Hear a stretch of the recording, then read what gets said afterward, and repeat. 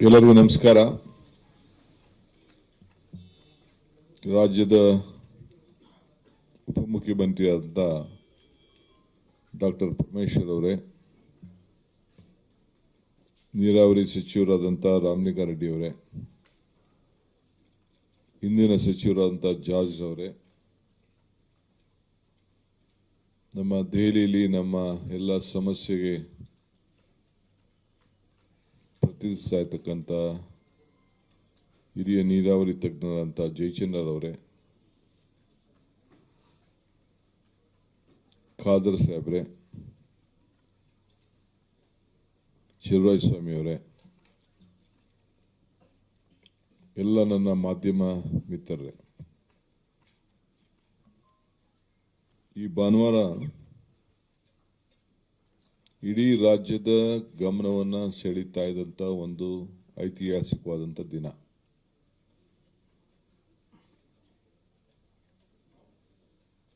ತಾವು ಕೂಡ ಬಹಳ ಕಾತರದಿಂದ ಏನು ತೀರ್ಮಾನ ಆಗ್ತದೆ ಈ ರಾಜ್ಯದಲ್ಲಿ ಅಂತೇಳಿ ಗಮನಿಸಿದ್ದೀರಿ. ನಾನು ಈ ರಾಜ್ಯದಲ್ಲಿ ಮುಖ್ಯಮಂತ್ರಿಯಾಗಿ 2 ತಿಂಗಳ ಹಿಂದೆ ಜವಾಬ್ದಾರಿಯನ್ನು ತೆಗೆದುಕೊಂಡಿದ್ದೇನೆ. ಮುಖ್ಯಮಂತ್ರಿ ಜೊತೆಗೆ ನಾನು ಒಬ್ಬ ಕೂಡ ಕಾವೇರಿ ಕಣಿವೆಯಲ್ಲಿ ಹುಟ್ಟಿ ಬೆಳೆದು ನಾನು ಕೂಡ ಒಬ್ಬ ರೈತನ ಮಗನಾಗಿ ಪಾರ್ಷಿಯಲ್ ರೈತ ಕೂಡ ಕೆಲಸವನ್ನು ಕೂಡ ಮಾಡಿಕೊಂಡು ಬೆಳೆದಂಥವನು. ಕಾವೇರಿ ವಿಚಾರದಲ್ಲಿ ರಾಜ್ಯದ ಜನರ ಹಾಗೂ ರೈತರ ರಕ್ಷಣೆಗೆ ನಾನು ಮತ್ತು ನಮ್ಮ ಸರ್ಕಾರ ಎರಡು ಕೂಡ ಬದ್ಧವಾಗಿದೆ. ಯಾರಿಗೂ ಕೂಡ ಈ ರಾಜ್ಯದ 7.25 ಕೋಟಿ ಜನರಿಗೆ ಯಾವ ಥರದ ಅನುಮಾನ ಕೂಡ ಬೇಡ. ಎಲ್ಲ ಸಂದರ್ಭದಲ್ಲೂ ಕೂಡ ನಮ್ಮ ರಾಜ್ಯದ ಹಿತವನ್ನು ಕಾಪಾಡಿ ಯಾರಿಗೂ ಕೂಡ ಅನ್ಯಾಯ ಆಗದ ರೀತಿಯಲ್ಲಿ ಆಡಳಿತವನ್ನು ನಮ್ಮ ಸರ್ಕಾರ ಬಂಗಾರಪ್ಪನವ್ರ ಕಾಲದಿಂದ ಹಿಡಿದು ವೀರಪ್ಪ ಮೊಯ್ಲಿಯವ್ರ ಕಾಲ,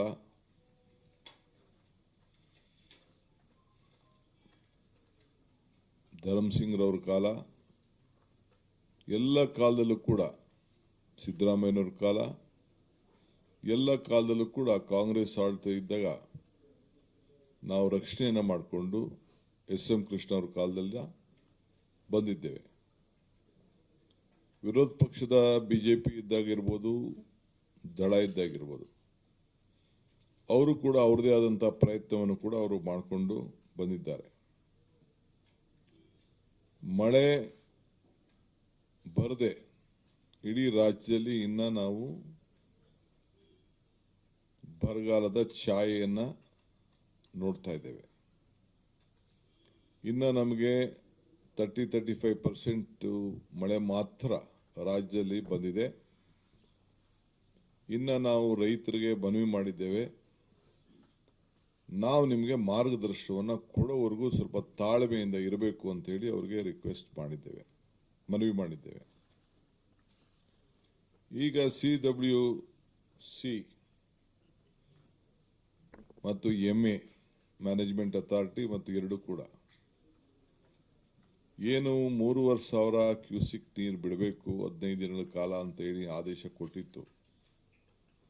ಇದು ಬಹಳ ಸಂಕಟದ ಪರಿಸ್ಥಿತಿಯಲ್ಲಿ ತೀರ್ಮಾನವನ್ನು ಮಾಡಿದ್ದು. 9 TMC ಬೇಕು ಅಂತ ಹೇಳಿ ಬಿಜೆಪಿ ನಮ್ಮ ತಮಿಳುನಾಡು ಸರ್ಕಾರ ಅವರು ವಾದವನ್ನು ಮಂಡಿಸಿದ್ರು. ಸೊ ನಮ್ಮ ಯಾವ ಡ್ಯಾಮು ಕೂಡ ತುಂಬಿರಲಿಲ್ಲ, ಮಳೆ ಇರಲಿಲ್ಲ. ನಿಮ್ಮೆಲ್ಲರ ಆಶಯದಂತೆ, ರಾಜ್ಯ ಜನತೆಯ ಪ್ರಾರ್ಥನೆಯಂತೆ ಇವತ್ತು ಸ್ವಲ್ಪ ನಮಗೆ ಮಳೆ ಬಂದು ಸ್ವಲ್ಪ ಸುಧಾರಣೆ ಆಗಿದೆ. ಈಗಾಗಲೇ ತಮಗೆ ಹೇಳಬೇಕು ಅಂದರೆ ಈಗ ಬೆಳಗ್ಗೆ ಈ ಮಧ್ಯಾಹ್ನ ಬಂದಿರುವಂಥ ನನಗೆ ಮಾಹಿತಿ ಪ್ರಕಾರ ಕಬಿನಿಲಿ 24,000 TMC ನೀರು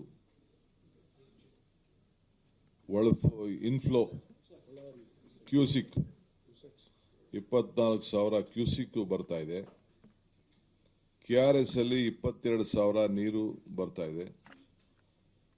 ಸ್ವಲ್ಪ ಕೊಡಗಿನಲ್ಲಿ ಮಳೆ ನಿನ್ನೆಕ್ಕಿಂತ ಈಗ ಮಧ್ಯಾಹ್ನ ಬೆಳಗ್ಗೆಯಿಂದ ಸ್ವಲ್ಪ ಕಡಿಮೆ ಆಗಿದೆ.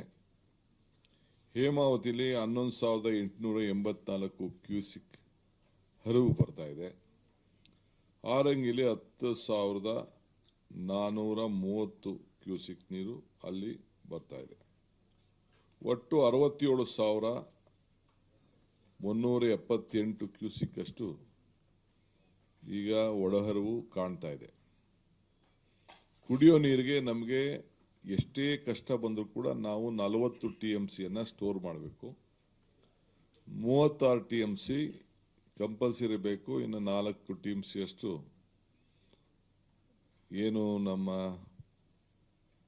ಡ್ರೈಗೆ ಮತ್ತೊಂದು ಸಂದರ್ಭದಲ್ಲಿ ಹವಕ್ಕೆ ಅದನ್ನು ನಾವು ಗಮನದಲ್ಲಿ ಇಟ್ಕೊಳ್ಬೇಕು.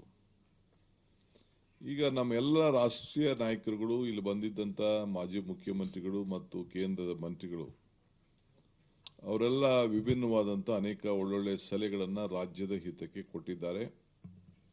ಅವರೆಲ್ಲರೂ ಕೂಡ ಇವತ್ತು ಸರ್ಕಾರದ ಪರವಾಗಿ ಸಂಸತ್ ಸದಸ್ಯರಿರ್ಬೋದು, ವಿರೋಧ ಪಕ್ಷದ ನಾಯಕರುಗಳಿಗೆ ಬಸವರಾಜ ಬೊಮ್ಮಾಯಿ ಅವರು, ಕುಮಾರಸ್ವಾಮಿಯವರು, ಸದಾನಂದ ಗೌಡರು, ವೀರಪ್ಪ ಮೊಯ್ಲಿಯವರು, ನಾರಾಯಣಸ್ವಾಮಿಯವರು, ಬಾಬುರವರು ಮತ್ತು ಇನ್ನೆಲ್ಲ ಶೋಭಕ್ಕ ಅವರು, ವಿಶೇಷವಾಗಿ ಯಡಿಯೂರಪ್ಪನವರು, ನಮ್ಮ ಮಾಜಿ ಮುಖ್ಯಮಂತ್ರಿಗಳಂಥ ಸಿದ್ದರಾಮಯ್ಯನವರು, ವೀರಪ್ಪ ಮೊಯ್ಲಿಯವರು ಅವರು ಕೂಡ ಭಾಗಿಯಾಗಿ ಅವ್ರದ್ದೇ ಆದಂಥ ಮಾರ್ಗದರ್ಶನವನ್ನು ಕೊಟ್ಟಿದ್ದಾರೆ. ನಮ್ಮ ಮಾಜಿ ನೀರಾವರಿ ಸಚಿವರುಗಳಂಥ HK ಪಾಟೀಲ್ ಮತ್ತು ನಮ್ಮ MB ಪಾಟೀಲ್ ಅವರು ಕೂಡ ಅವರ ಅಭಿಪ್ರಾಯವನ್ನು ಕೂಡ ತಿಳಿಸಿದ್ದಾರೆ.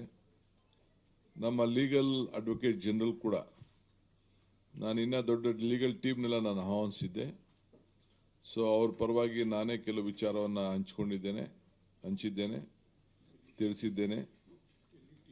ಡೆಲ್ಲಿ ಟೀಮ್ ಕೂಡ ಬಂದಿತ್ತು.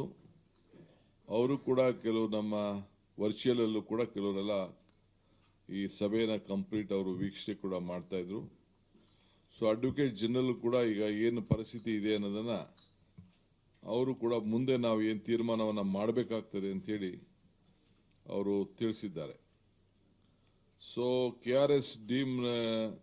KRS ಡ್ಯಾಮ್ನಲ್ಲಿ ಒಳಹರಿವು ಸ್ವಲ್ಪ ಕಾಣ್ತದೆ ಅನ್ನೋದು ನಮಗೆ ಗಮನಕ್ಕೆ ಬರ್ತಾ ಇದೆ. ಬಟ್ ಈಗ ಮಧ್ಯಾಹ್ನದಿಂದ ಸ್ವಲ್ಪ ನಿಂತಿದೆ. ಹೇಮಾವತಿಯಲ್ಲೂ ಕೂಡ ಸುಧಾರಣೆ ಆಗಿದೆ. ಆದರೆ ಕೆಲವು ಕುಡಿಯೋ ನೀರಿಗೋಸ್ಕರ ಕೆರೆಗಳನ್ನು ತುಂಬಲಿಕ್ಕೆ ಈಗಾಗಲೇ ಕುಡಿಯೋ ನೀರಿಗೆ ಮಾತ್ರ ಈಗಾಗಲೇ ನಾವು ಅವ್ರಿಗೆ ಸ್ವಲ್ಪ ನೀರನ್ನು ನಮ್ಮ ಚಾನೆಲ್ಗಳಲ್ಲಿ ಡ್ಯಾಮ್ಗಳ ವ್ಯವಸಾಯಕ್ಕಲ್ಲ, ಡ್ಯಾಮ್ ಇದನ್ನು ನಮ್ಮ ಕೆರೆ ಕಟ್ಟೆಗಳಿಗೆ ತುಂಬಿಕೊಳ್ಳಲಿಕ್ಕೆ ಸ್ವಲ್ಪ ಅನುವನ್ನು ನಾವು ಮಾಡಿಕೊಂಡು ನಾವು ಬಂದಿದ್ದೇವೆ. ಅವರು ಕೂಡ BJP ನಮ್ಮ ತಮಿಳುನಾಡು ಸರ್ಕಾರ ಅವರು ಕೂಡ ಕುಡಿಯೋ ನೀರು ಬಗ್ಗೆ ಅವರು ಒತ್ತನ್ನು ಕೊಟ್ಟು ಅವರು ನಮಗೆ ಸಹಾಯ ಮಾಡಬೇಕು ಅಂತ ಹೇಳಿ ಕುಡಿಯೋ ನೀರಿಗೆ ಹೇಳಿದ್ದಾರೆ. ಆದರೆ ಅಲ್ಲೂ ಕೂಡ ಸ್ವಲ್ಪ ಭಾಳ ಬೋರ್ವೆಲ್ಗಳ ನೀರಿನಲ್ಲಿ ವ್ಯವಸಾಯಕ್ಕೆ ಕೂಡ ಕ್ರಮವನ್ನು ಕೈಗೊಂಡದ್ದು ನಾವೆಲ್ಲ ಗಮನಿಸಿದ್ದೇವೆ. ಆದರೆ ಸಂಕಟದ ಸೂಚನೆಯಿಂದ ಸಂಕಟದ ಸೂತ್ರ ಅದರ ಬಗ್ಗೆ ನಾವು ಭಾಳ ಪರಿಣಾಮಕಾರಿಯಾಗಿ ಕಾನೂನು ಚೌಕಟ್ಟಿನಲ್ಲೇ ಗಮನ ಇಟ್ಕೊಂಡು ಕಾನೂನಿನ ತಜ್ಞರನ್ನೇ ಚರ್ಚೆಗೆ ಅವರ ಜೊತೆ ಚರ್ಚೆಯನ್ನು ಮಾಡಿ ಅವ್ರನ್ನ ವಿಶ್ವಾಸಕ್ಕೆ ತೆಗೆದುಕೊಂಡು ಅನೇಕ ತೀರ್ಮಾನ ಕೂಡ ಮಾಡಬೇಕಾಗಿದೆ. ಇದನ್ನು ಫಸ್ಟ್ ಸ್ಟೇಜಲ್ಲಿ ನಾವಿದ್ದೇವೆ. ಇನ್ನು ಇಡೀ ವರ್ಷ ಜನವರಿವರೆಗೂ ಕೂಡ ಅನೇಕ ಸಂದರ್ಭಗಳಲ್ಲಿ ಪ್ರತಿ 15 ದಿನಕ್ಕೆ ನಮ್ಮ ಮ್ಯಾನೇಜ್ಮೆಂಟ್ ಅಥಾರಿಟಿಯವರಾಗಲಿ CWC ಅವರಾಗಲಿ ಇಬ್ಬರು ಕೂಡ ಮೀಟಿಂಗ್ಗಳನ್ನು ಮಾಡೋಂಥ ಎಲ್ಲ ಲಕ್ಷಣಗಳು ಜವಾಬ್ದಾರಿ ಕೂಡ ಇದೆ. ಆದ್ದರಿಂದ ನಾವು ಭಾಳ ಹುಷಾರಾಗಿ ನಾವು ತೀರ್ಮಾನವನ್ನು ನಾವು ಮಾಡಬೇಕಾಗ್ತದೆ. ಈಗ ಜೂನ್ನಲ್ಲಿ ಹಿಂದೆ ಎಲ್ಲ ನಾವು 9.19 TMC ನೀರನ್ನು ನಾವು ಬಿಟ್ಟಿದ್ದು. ಆದರೆ ಈ ವರ್ಷ ಬರೀ 2.9 TMC ಮಾತ್ರ ಈ ವರ್ಷ ಬಿಟ್ಟಿದ್ದೇವೆ. ಜುಲೈಯಲ್ಲಿ 31 TMC ಬಿಟ್ಟಿದ್ದು ಕಳೆದ ವರ್ಷ. ಈಗ 0.7 TMC ಮಾತ್ರ ಅದು ಹೋಗಿದೆ. ಈಗ 40 TMC ನಾವು ಈ ವರ್ಷ ಬಿಡಬೇಕಾಗಿತ್ತು ಜುಲೈನಲ್ಲಿ. ಅದನ್ನು 40 TMC ಬದಲು ಬರೀ 3.6 TMC ಇದಕ್ಕೆ ಮಾಡಿದೆ. ಇಲ್ಲಿವರೆಗೂ ನಾವು ಯಾವ ಡ್ಯಾಮ್ನಿಂದ ಕೂಡ ಬಿಡುಗಡೆ ನಾವು ಮಾಡಿರಲಿಲ್ಲ. ನಿನ್ನೆ ಮಧ್ಯಾಹ್ನ ನಂತರ ನಾವು ಅದನ್ನ ನೀರನ್ನು ಕಂಟ್ರೋಲ್ ಮಾಡಲಿಕ್ಕೆ ಸಾಧ್ಯ ಇಲ್ಲ ಅನ್ನೋ ದೃಷ್ಟಿಯಿಂದ ಆ ಡ್ಯಾಮ್ನ ಸೇಫ್ಟಿಗೋಸ್ಕರ ಅಲ್ಲಿ ಏನು ನಮ್ಮ 2-3 ಅಡಿನ ಸ್ವಲ್ಪ ಕಂಟ್ರೋಲ್ ಇಟ್ಕೊಂಡು 3-4 ಕಂಟ್ರೋಲ್ ಇಟ್ಕೊಂಡು ಆ ಕಬ್ರಿನ ನಾವು ನೀರನ್ನು ಹೊರಗಡೆ ಹೋಗಲಿಕ್ಕೆ ನಾವು ಅನುವು ಮಾಡಿಕೊಟ್ಟಿದ್ದೇವೆ, ಆದೇಶ ಕೊಟ್ಟಿದ್ದೇವೆ. ಸೊ ಇವತ್ತು ಕಬಿನಿಲಿ ಈಗಾಗಲೇ ಫುಲ್ ಇದೆ, ಅದು ಕೂಡ ತಮಗೆಲ್ಲ ಗೊತ್ತಿದೆ. ಇವತ್ತು ಇನ್ನೊಂದು ಬಹಳ ಪ್ರಮುಖವಾದಂಥ ವಿಚಾರ ಏನಪ್ಪ ಅಂದರೆ, ಎಲ್ಲ ಸಂಸತ್ ಸದಸ್ಯರು ಮತ್ತು ಎಲ್ಲ ವಿರೋಧ ಪಕ್ಷದ ನಾಯಕರು ಎಲ್ಲರೂ ಕೂಡ ಸರ್ಕಾರಕ್ಕೆ ನಾವು ಒಮ್ಮತದ ನಿಮ್ಮ ತೀರ್ಮಾನಕ್ಕೆ ನಾವು ಬದ್ಧರಾಗಿದ್ದೇವೆ. ಇನ್ನು ಕೆಲವು ಸಲಹೆಗಳನ್ನು ಕೊಟ್ಟಿದ್ದಾರೆ.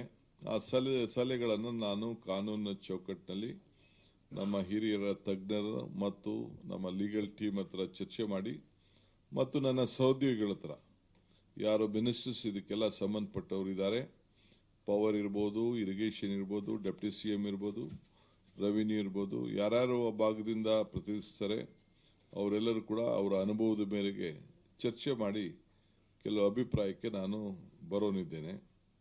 ಇನ್ನೊಂದು ಕೆಲವರೆಲ್ಲ ಪ್ರತಿಭಟನೆಗಳು ಕೂಡ ಇಲ್ಲೆಲ್ಲ ಮಾಡ್ಕೊಂಡು ಬರ್ತಾ ಇದ್ದಾರೆ.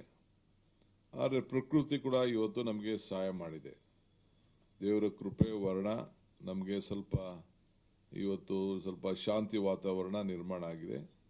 ಸೊ ನಾನೊಂದು ರಿಕ್ವೆಸ್ಟ್ ಮಾಡ್ಕೊಳ್ತಾ ಇದ್ದೀನಿ ಎಲ್ಲ ಸಂಘಟನೆಗಳಿಗೆ, ಕನ್ನಡ ಸಂಘಟನೆಗಳು, ರೈತರು ಮತ್ತು ವಿರೋಧ ಪಕ್ಷದ ನಾಯಕರುಗಳಿಗೆ, ಜನತಾದಳದ ನಾಯಕರುಗಳಿಗೆ, ಅವರೆಲ್ಲ ಕೂಡ 13ನೇ ತಾರೀಕು ಬಂದ್ ಬಗ್ಗೆ ಕರೆದಿದ್ದಾರೆ. BJPಯವರೇನು ಅದಕ್ಕೇನು ನಿನ್ನೆ ಹೋಗಿ ಡ್ಯಾಮ್ ಮುತ್ತಿಗೆ ಹಾಕಲಿಕ್ಕೆ ಪ್ರಯತ್ನ ಮಾಡಿದ್ರು. ಆಮೇಲೆ ಕೊನೆಗೆ ಅವ್ರಿಗೆ ವಿಚಾರ ಅರ್ಥ ಆಯಿತು, ಅವರು ಕೂಡ ದೇವರಲ್ಲಿ ಹೋಗಿ ಪ್ರಾರ್ಥನೆ ಮಾಡಿದ್ದಾರೆ. ಸೊ ಇವತ್ತು JDSನವರು ಇವತ್ತು ಬೆಳಗ್ಗೆ ಬೆಂಬಲ ಕೊಟ್ಟರು ಅಂತ ಹೇಳಿ ನನಗೆ ಮಾಹಿತಿ ಬಂದಿದೆ. ನಾನು ಎಲ್ಲರಿಗೂ ಕೂಡ ರಿಕ್ವೆಸ್ಟ್ ಮಾಡ್ತೇನೆ, ಎಲ್ಲ ನನ್ನ ಕನ್ನಡ ಸಂಘಟನೆಯವ್ರ ಹತ್ರ ನಾನು ಮಾತಾಡ್ತೇನೆ, ನಾನೇ ಖುದ್ದಾಗಿ ಮಾತಾಡ್ತೀನಿ, ಕೆಲವರು ನಮ್ಮ ಮಂತ್ರಿಗಳು ಕೂಡ ಮಾತಾಡ್ತಾರೆ. ದಯವಿಟ್ಟು ಇದಕ್ಕೆ ಅವಕಾಶ ಕೊಡೋದು ಬೇಡ. ಈ ಬಂದ್ನಿಂದ ನಿಮಗೇನು ಪ್ರಯೋಜನ ಆಗೋದಿಲ್ಲ. ಆಲ್ ಪಾರ್ಟಿ ಮೀಟಿಂಗಲ್ಲೂ ಕೂಡ ಈ ತೀರ್ಮಾನ ಬಂದಿದೆ. ಆಲ್ ಪಾರ್ಟಿ ಮೀಟಿಂಗಲ್ಲೂ ಕೂಡ ನಾನೊಂದು ಅಪೀಲ್ ಮಾಡಬೇಕು ಸರ್ಕಾರದ ಪರವಾಗಿ ಅಂತೇಳಿ ಎಲ್ಲರೂ ಕೂಡ ಸಲಹೆಯನ್ನು ಕೊಟ್ಟಿದ್ದಾರೆ. ಆ ಸಲಹೆ ಮೇರೆಗೆ ನಾನು ಎಲ್ಲರೂ ಕೂಡ ನಿಮಗೆ ಬಂದಿಂದ, ಯಾಕೆಂದರೆ ನಾವು ಏನು ಪ್ರಯೋಜನ ಆಗೋದಿಲ್ಲ. ಯಾರ ಮೇಲೆ ಸರ್ಕಾರನೇ ನಿಮ್ಮ ಪರವಾಗಿ ನಿಂತಿರುವಾಗ, ಸರ್ಕಾರ ಮತ್ತು ಪ್ರಕೃತಿ ಎರಡೂ ಕೂಡ ನಿಮ್ಮ ಜೊತೆಯಲ್ಲಿ ನಿಂತಿರುವಾಗ ನೀವು ಇದಕ್ಕೆ ದಣು ತಗೊಳ್ಬಾರ್ದು ಅಂಥೇಳಿ ಮನವಿಯನ್ನು ನಾನು ಈ ಸಂದರ್ಭದಲ್ಲಿ ಮಾಡಲಿಕ್ಕೆ ನಾನು ಪ್ರಯತ್ನ ಮಾಡ್ತಾ ಇದ್ದೇನೆ.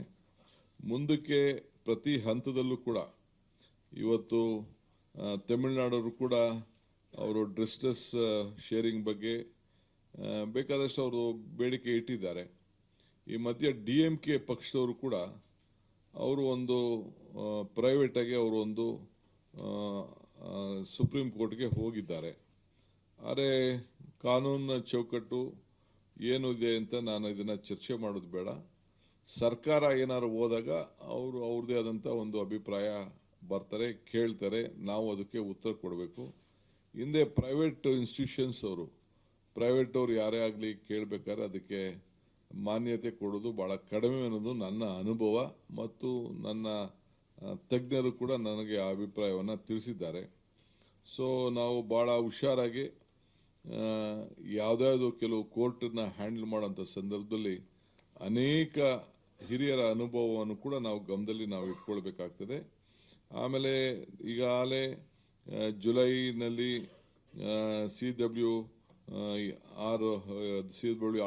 ಆಮೇಲೆ CWMA ಏನು ಆ ಮೀಟಿಂಗ್ ತೆಗೆದುಕೊಂಡಿದ್ದಾರೆ ಅದು ನಡ್ಕೊಂಡು ಬರ್ತಾ ಇರ್ತದೆ.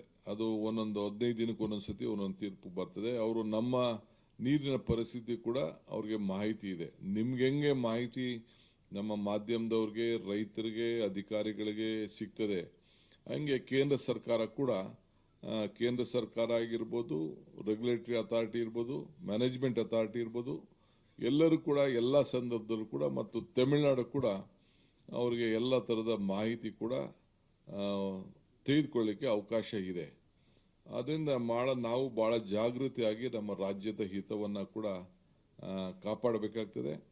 ನಾನು ಅಗ್ರಿಕಲ್ಚರ್ ಟೀಮ್ ಅವ್ರ ಹತ್ರ ನಾನು ಮಾತಾಡ್ತೀನಿ.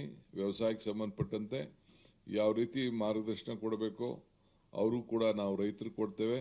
ನಮ್ಮ ಹಿತ ರೈತರನ್ನ ರಕ್ಷಣೆ ಮಾಡೋಂಥದ್ದು, ಮಾರ್ಗದರ್ಶನ ಕೊಡಬೇಕಾದ್ದು, ಆ ಕೆಲಸ ಕೂಡ ಭಾಳ ಯೋಚನೆ ಮಾಡಿ. ಸೊ ಯಾವತ್ತೂ ಕೂಡ ನಮ್ಮ ರೈತರಿಗೆ ಲಾಸ್ ಆಗಬಾರ್ದು.